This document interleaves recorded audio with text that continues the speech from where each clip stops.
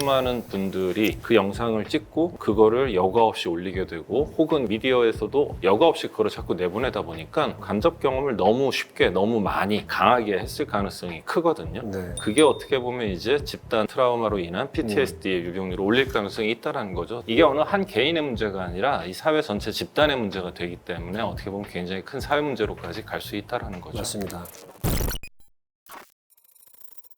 양프로의 정신세계.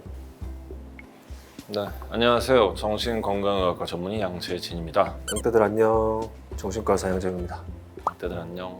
오늘은 전지적 의사 시점인데요. 최근 안타까운 사고로 인해서 트라우마를 호소하는 분들이 굉장히 많아졌습니다. 이례적으로 이제 집단 트라우마라는 얘기를 많이 하게 되는 것 같은데, 많은 사람들이 직접 사고를 당하지 않아도 간접 경험하게 되면서 집단 트라우마다 이런 말들이 많이 나오고 있는 것 같습니다. 트라우마라는 게 결국에는 외상후 스트레스 증후군이라고 알려져 있는 PTSD로 연결될 위험성도 있기 때문에 오늘은 트라우마와 PTSD의 차이, 그리고 원인과 극복 방법 등에 대해서 한번 다뤄보도록 하겠습니다. PTSD는 말 그대로 포스트 트라우마틱 스트레스 디스오더, 그러니까 포스트 트라우마다. 트라우마 이후에 생긴 스트레스 불안 질환이라고 이해를 하시면 돼요. 트라우마가 일단은 전제 조건이고, 트라우마를 경험한 이후에 어떤 신체적인 혹은 정신적인 증상이 생겼을 때 우리가 PTSD라고 진단을 할 수 있게 되는데, 실제로 PTSD로 진단받는 분들이 그렇게 많지는 않습니다. 왜냐하면 PTSD라는 게 증상이 사실 되게 명확하거든요.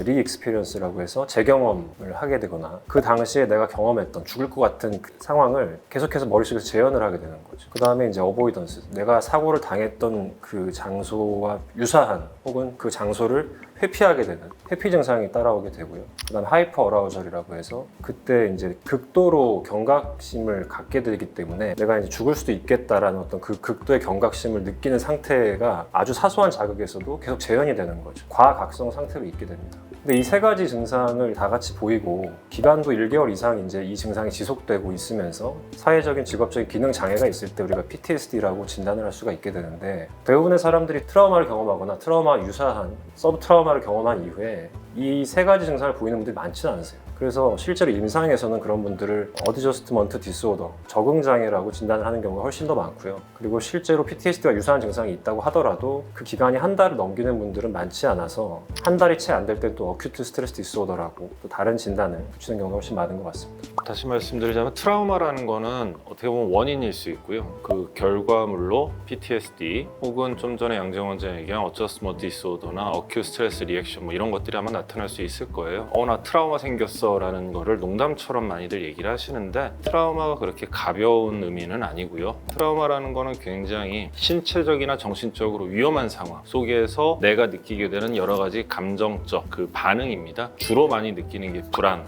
그리고 공포, 그리고 분노 혹은 우울 뭐 이런 감정들을 느끼는 시민성 외상이라고 생각하시면 될 것 같아요. 외상이라는 건 우리가 뭐 어떤 외부적 충격에 의해서 당하는 상처라고 했을 때 그런 상처가 마음에 생기는 거다라고 생각하시면 될 것 같고요. 제가 뭐 좀 이런 거 가볍게 사용 안 했으면 좋겠다라고 얘기하는데, 사실 전 트라우마라는 얘기도 그렇게 좀 쉽게 사용을 안 했으면 하는 그런 바람이 좀 있습니다. 미국 보훈부에 따르면 이 외상 사건을 간접적으로 경험을 했을 때에도 스트레스 증상이 일어날 수 있다. 그렇죠. 그리고 실제로 이제 미국의 보스턴 대학 연구에 따르면 사고와 재난과 관련된 시각적 정보 노출이 많을수록 일반인들의 PTSD 유병률이 올라간다라고는 또 하더라고요. 요즘에 워낙 SNS가 많이 잘 활성화되어 있고 모든 사람들이 핸드폰에 카메라가 있다 보니까 그 어떤 상황을 바로 거기서 이제 리코딩을 하고 그게 유포되는 게 너무 원활해지다 보니까 간접적으로 우리가 자꾸 노출이 되는 환경에서 살고 있는 것 같아요. 이 문제가 어떤 텍스트로 그거를 접하는 거하고 시각적 혹은 청각적 자극을 직접적으로 접하는 건 되게 임팩트가 다르단 말이에요. 사실 얼마 전에 일어난 그 안타까운 사고에서도 마찬가지인데, 그 자리에 있었던 수많은 분들이 그 영상을 찍고 그거를 여과 없이 올리게 되고 혹은 그런 영상을 소스로 받은 미디어에서도 여과 없이 그거를 자꾸 내보내다 보니까 많은 분들이 직접 내가 경험하진 않았다 하더라도 마치 현장에 있는 것 같은 느낌을 받으면서 간접 경험을 너무 쉽게 너무 너무 많이 강하게 했을 가능성이 크거든요. 네. 그게 어떻게 보면 이제 집단 트라우마로 인한 PTSD의 유병률을 올릴 가능성이 있다는 거죠. 사실 주변에 보면 저도 이제 그런 친구들이 있을 때 그 영상을 자꾸 찾아서 보지 마라라고 얘기를 했었는데 이게 또 사람 마음이 그렇지 못하니까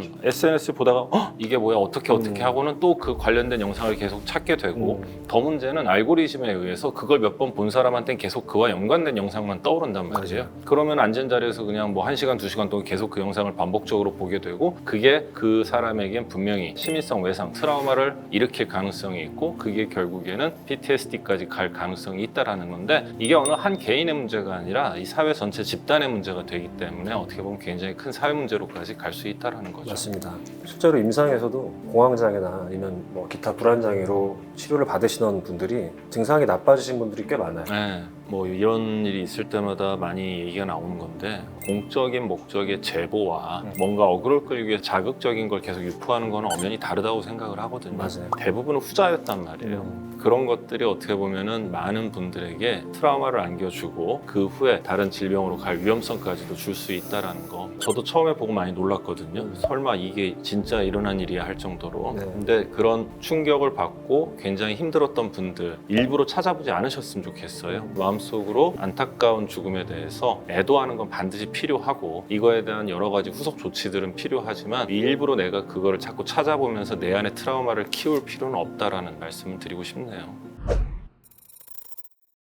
이건 조금 다른 얘기인데 우리가 막장 드라마 혹은 막 사랑과 전쟁 같은 그런 프로를 어떤 분들이 많이 보시냐면 의심이 많으신 분들이 그런 걸 찾아보잖아요. 타인에 대해서 불신이 많은 분들이 그런 콘텐츠를 계속 그치. 소비하고 그거 보면서 내 그럴 줄 자기의 알았어. 불신을 강화시키잖아요. 네. 똑같은 것 같아요. 그러니까 불안도가 높으신 분들이 그렇죠. 계속해서 이거를 확인을 해요. 기본적으로 타인과 세상에 대한 어떤 불안도 자체는 더 커질 수밖에 없죠. 그래서 내가 평소에 불안도가 높으시다고 생각되시는 분들은 이런 콘텐츠에 끌리는 거에 대해서 일단은 스스로 좀 알으셔야 될 것 같고 뭐 이거를 내가 강화시키지 않기 위해서는 내가 차단을 해야 된다라고 명확하게 생각하시고 안 보시는 쪽으로 계속 선택을 하셔야 될 것 같습니다. 혹시나 이번에 그 안타까운 사건을 통해서 지금 시간이 좀 흘렀는데 그럼에도 불구하고 아직까지도 나는 뭐 많이 불안하고 그 장면이 떠오를 때 굉장히 좀 공포스럽고 그러면서 대상이 없는 분노가 생긴다든지 혹은 지나치게 무기력하고 우울감을 느낀다 이런 증상들이 생기고 이게 꽤나 지속이 됐다는 분들은 꼭 가까운 정신건강의학과에 가서 상담도 받아보시고 평가도 받아보시기를 권유드리고 싶고요. 그 다음에 여기서 제일 중요한 것 중에 하나는 이제 일상으로 회복이거든요. 그렇죠. 국가 애도 기간까지 있었고 그런 일이 있었음에도 불구하고 우리는 일상으로 복귀를 하고 앞으로 계속 가야 된다라는 그 말씀을 좀 드리고 싶어요.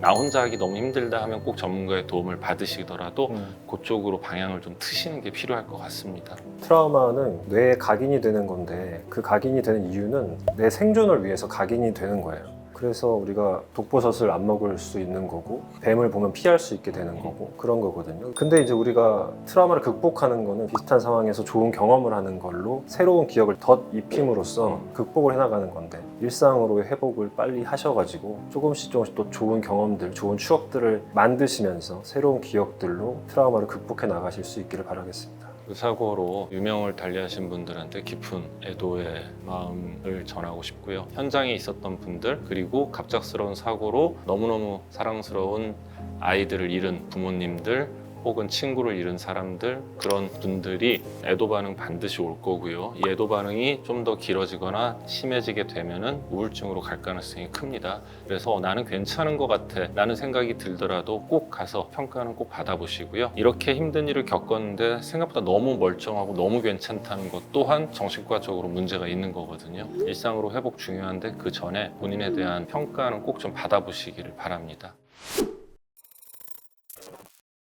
서울시는 25개 자치구별 정신건강복지센터에서 상담소를 운영하고 있습니다. 누구나 상담 받으실 수 있고요. 정신건강 위기 상담 전화 1577-0199를 운영 중에 있으니까 병원이나 상담센터를 찾기 어려우신 분들은 이쪽을 이용해 보시면 좋을 것 같아요. 이 전화로 전화하셔서 본인 상태에 대해서 말씀하시고 도움의 손길을 꼭 받으시기를 바랍니다. 피해자분들 혹은 간접적인 트라우마를 경험하신 분들 빨리 심신이 회복되시기를 바라겠고요. 저희 댓글로 남겨주시면 그분들의 내용을 또 추려가지고 다음에 후속으로 얘기를 해보도록 하겠습니다. 오늘은 여기까지 하겠습니다. 네. 네.